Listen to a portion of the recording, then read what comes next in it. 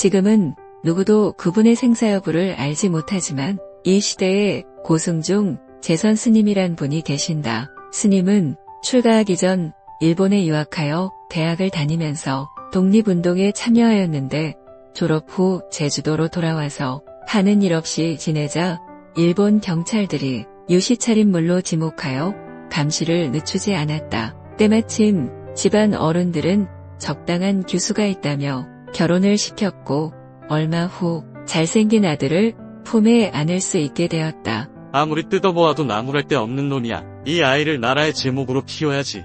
아들에게 특별한 정을 느꼈던 그는 아들을 지극정성으로 키웠다. 옷도 먹는 것도 제일 좋은 것들로만 사주면서 애지중지 키웠다. 그런데 아이가 초등학교에 입학하고 며칠이 지났을 무렵 잘 놀던 아이가 갑자기 탁 쓰러져서 영영 깨어나지 않는 것이다. 그는 아이의 시체를 안고 몇 날 며칠 동안 밥도 먹지 않고 눈물로 지새웠다. 날이 갈수록 그의 우울증은 커졌고 집안은 엉망이 되어갔다. 보다 못한 어머니가 분위기를 바꾸면 좋아지지 않을까 하는 생각에서 돈을 주며 여행할 것을 권하였다. 금강산 구경이나 다녀오너라. 그러나 금강산을 가기는커녕 서울에서 내기 바둑을 두다가 받은 돈 모두를 날려버렸다. 어차피 특별한 의욕이 없었던 그는 노동판에서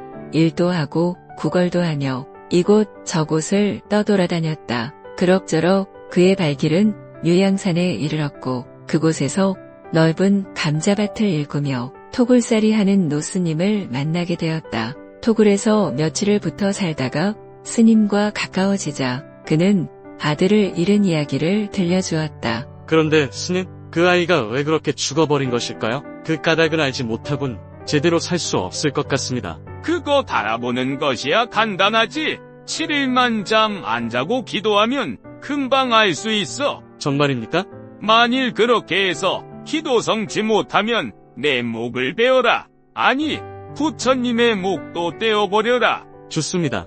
그날부터 기도는 시작되었다. 관세음보살, 관세음보살. 평소 아들 생각에만 빠지면 잠자지 않고 며칠을 지새던 그였는데 이상하게도 기도를 시작하자 잠이 마구 퍼붓기 시작하는 것이었다. 그러나 스님은 그의 졸음을 허용하지 않았다. 조금만 졸면 언제 나타났는지 주장자로 머리를 탁 때리면서 호통을 치곤 하셨다. 때려치워라.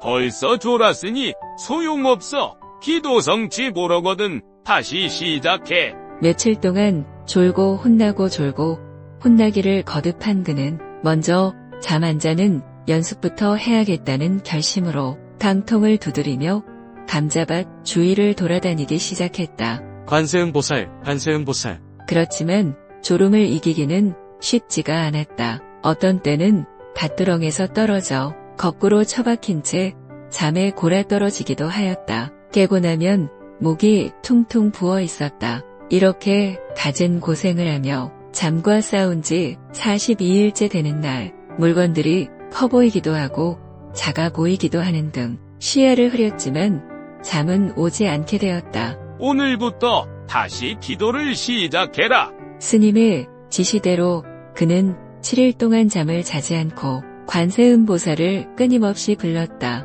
하지만 아들이 죽은 까닭을 알 수가 없었다. 속았구나.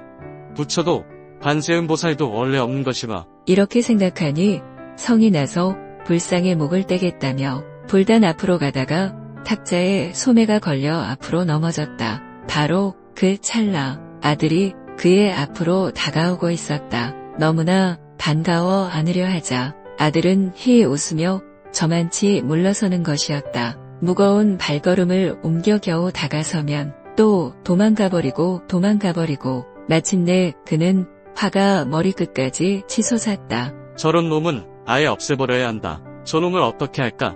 돌멩이로 머리를 쳐버릴까? 이렇게 못된 생각까지 하다가 아이의 엉덩이를 발로 차자 아이는 아야 소리를 지르며 뒤로 돌아서는데 순식간에 개로 변하는 것이었다. 순간 그의 뇌리에 일본에서의 유학 시절이 주마등처럼 스치고 지나갔다. 대학을 다닐 때 머물렀던 친척 아저씨 집에는 개가 한 마리 있었다. 개는 그를 열심히 따랐을 뿐 아니라 말기도 매우 밝았다. 산책을 갈 때도 극장 구경을 갈 때도 개는 열심히 쫓아왔다. 너는 극장에 못 들어간다. 집에 가 있다가 나중에 오너라. 그러면 개는 집으로 갔다가 그가 극장에서 나올 시간에 맞추어 다시 와서 좋다고 매달리는 것이었다. 그렇게 영리하던 개가 어느 날 갑자기 병이 들어 통 먹지를 않았다. 얼마 더 지나 뼈만 앙상하게 남아 곧 죽을 것처럼 되자 친척 아저씨는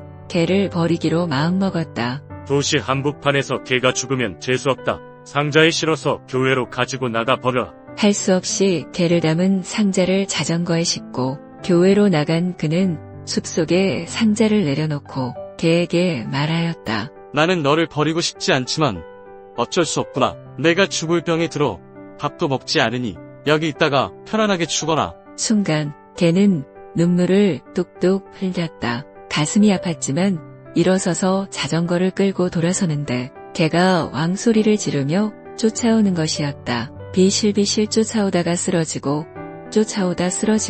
어느덧 날도 저물고 교회의 어떤 집에 들어가서 하룻밤 신세를 지기로 하였는데 거기까지 쫓아온 개는 그의 곁에 바싹 붙어 떨어지려고 하지 않았다. 마치 나를 버리고는 못 간다는 듯이 마침 바짝 마른 개를 측은하게 여긴 그 집 주인은 장국에 밥을 말아주었고 이제까지 먹지 않던 개가 기운을 차려야겠다고 결심한 듯 그릇까지 싹싹 핥아 먹었다. 그리고 이튿날 아침에도 장국 한 그릇을 말끔히 먹어치우고는 병이 나은 듯이 움직이기 시작했다. 그가 자전거를 타고 달리기 시작하자 개는 죽을 힘을 다하여 뒤를 따랐다. 천천히 달리면 천천히, 빨리 달리면 빨리 쫓아오는 것이었다. 그러다가 개가 포플러 나무에 오줌을 누는 틈을 타서 그는 힘껏 자전거를 몰았다. 최대 속력을 낸 결과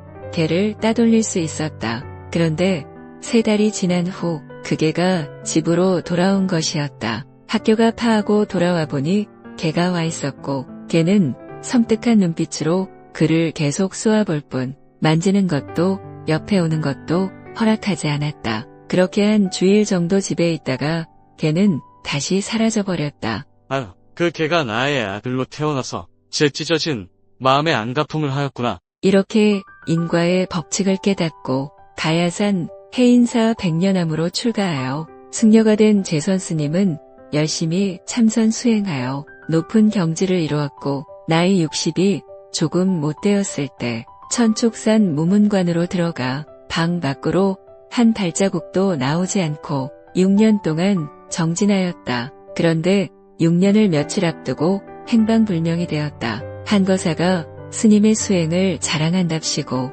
TV 인터뷰를 강요하자 자취를 감춘 것이었다. 현재까지 그 누구도 생사 여부를 알지 못하는 제선 스님. 이 제선 스님의 인연 이야기처럼 세상의 모든 일은 우연히 이루어지는 것이 없다. 구독, 좋아요 정중히 부탁드립니다.